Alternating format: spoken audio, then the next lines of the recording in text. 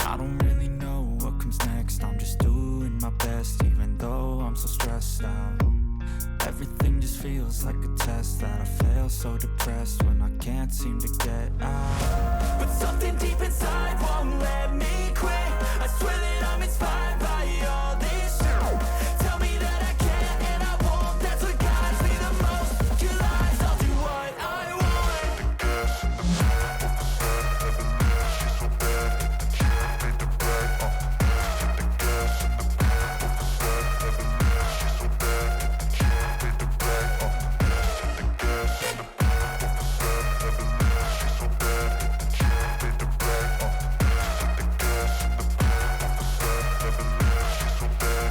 She made the brag, I'm inspired by thirst, I'm inspired by worth. I desire your worst, so you can just hide while I work. I ain't tired, you first. I'll write a second, third verse about the lies you go disperse. You never did shit, I know it hurts. But something deep inside won't let